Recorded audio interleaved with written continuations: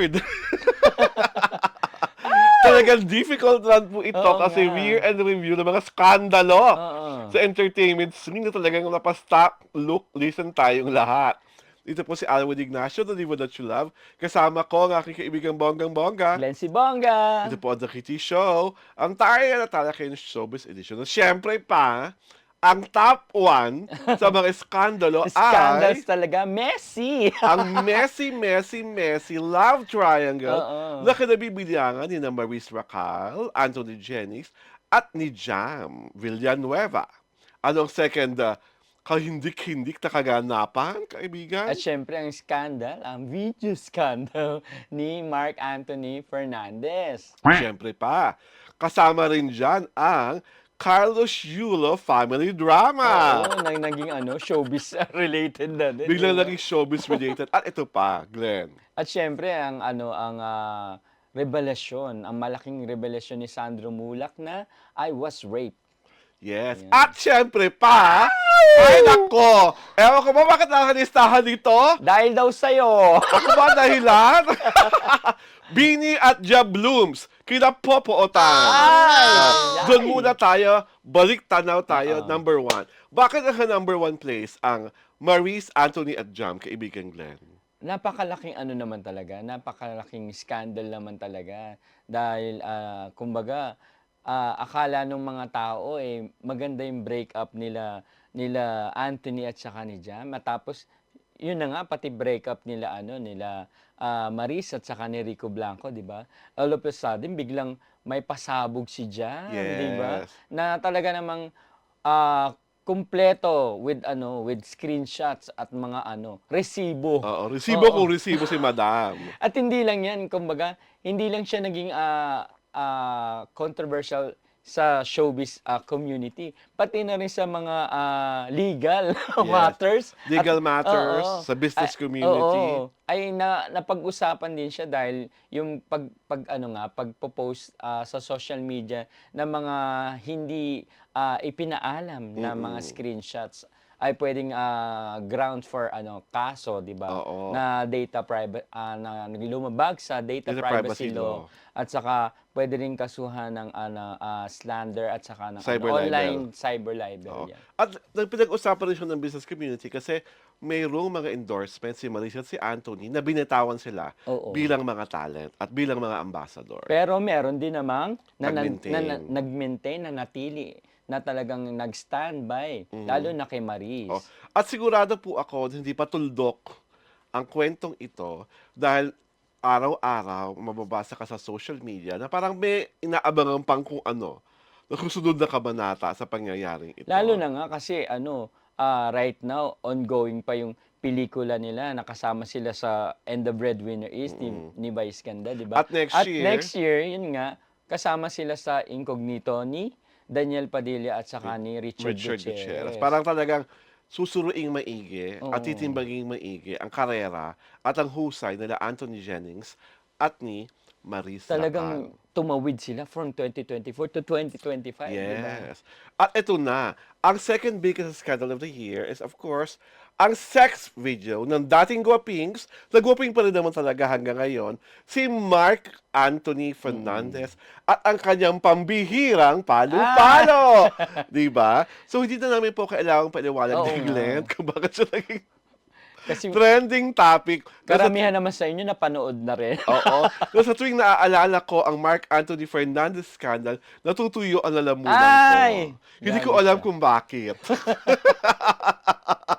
At meron parang kung anong bahagi ng mga katawan namin ni Glenn na kumikibot-kibot. At saka ang kapuri-puri lang kay Mark Anthony is yung accountability na Yes.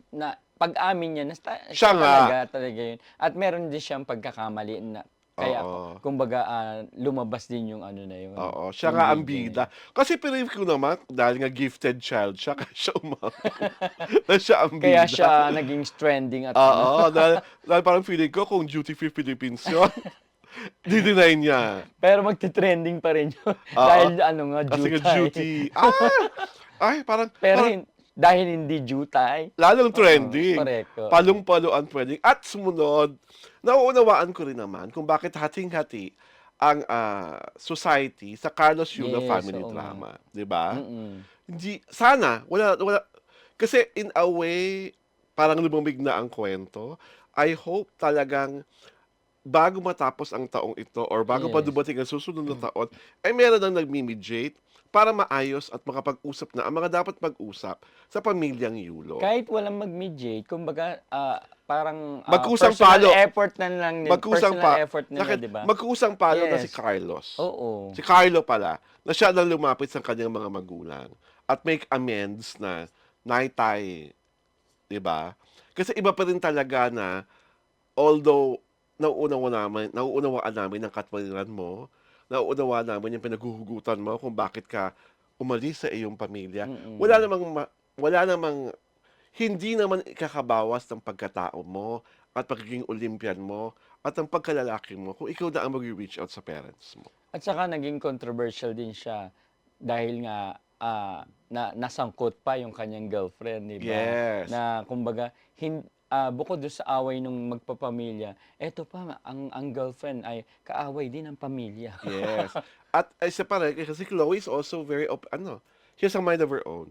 She Mm, speaks her truth most of the times. Kaya yung mga tao hindi sanay sa babaeng prangka na off, 'di ba? Kasi parang ang dating sa ibang tao, yung parang she's stepping so much, mm. 'di ba? Sumosobra na siya. Ayaw niya pang tumigil. Mm. And Sa of ating kasing mga netizen sa ating mga tao siyempre, ang daling sabihin na forgive and forget, eh, 'di ba? Pero mm, siyempre hindi natin sakop yung damdamin at oo. pag-iisip ni Carlos, 'di ba? Oo. Saka wala tayo sa sapatos niya. Siya ang Yes. nakakaramdam ng mga damdamin niya. Mm. So ayoko kasi ang nangyayari kasi parang gusto ng mga tao i-invalidate ni Carlos yung Mm. feelings niya, which I don't think is right, 'di ba? Next. Ayan Ay, na nga, ayan na nga. Oh, na so ano siyempre na? hanggang ngayon ay ongoing pa rin yung kaso, 'di ba? Ni Yes. Sandro Mulak versus yung dalawang, GMA, na workers niya, Oo. oo. 'Di ba, na siyempre kumbaga, malaking malaking bagay ito dahil, isang artist yung sumigaw ng na-rape siya, 'di ba? Oo. At Oo. yung artist galing sa isang tanyag na Correct, oo. pamilyang showbiz. He's part of the House of Mulaks. At pangalawa, relatively, batang-bata pa si Yes. Sandro. Yun nga ang 'di ba, na kung hindi daw galing sa Mulak baka hindi gano'n ka-controversial, 'di Mm. ba? He's like 23 years old. At ang naging offshoot nito is the fact that si Gerald Santos, 'di Oo, ba, inamin niya rin yung kanyang pangyayari sa kanya. At isa pa, yung sa isang singer, musical director, oo, oo. at yung singer, yung batang singer, Oo, yung si Enzo, kay Enzo, Enzo, oo. si Enzo, na sumama rin Ano sa na, nagsanga-sanga na nagsanga-sanga kumbaga, na. oo. Well, we really hope that the case prospers and whatever is the decision na ibibigay ng husgado Mm, ay maging katanggap-tanggap sa mga yes. dapat tumanggap nito.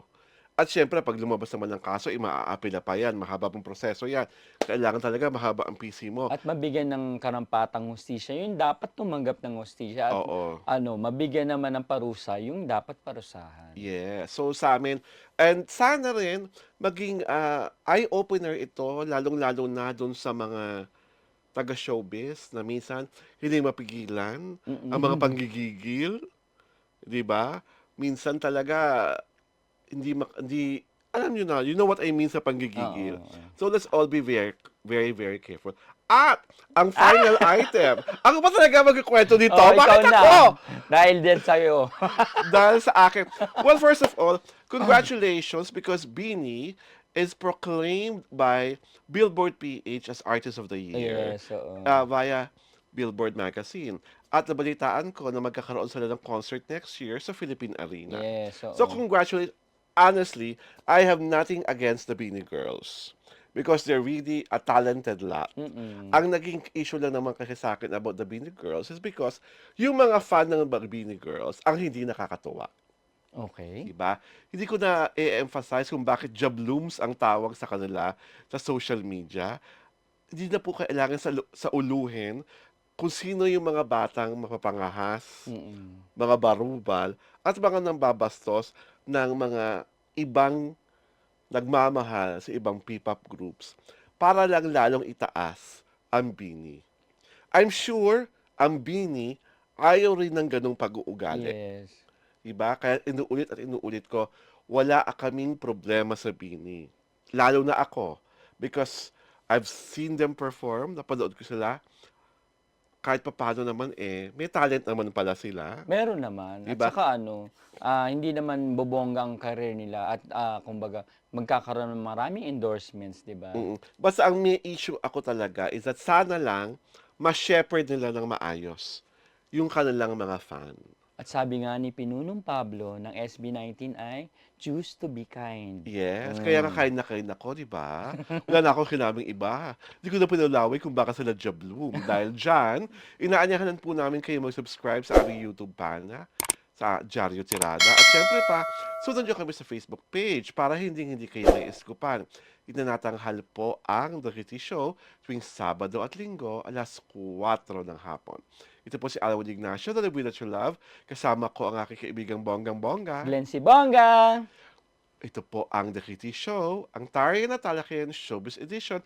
Maligong bagong taon po sa ating Happy lahat. Saturday and Happy New Year! Paputok, wala.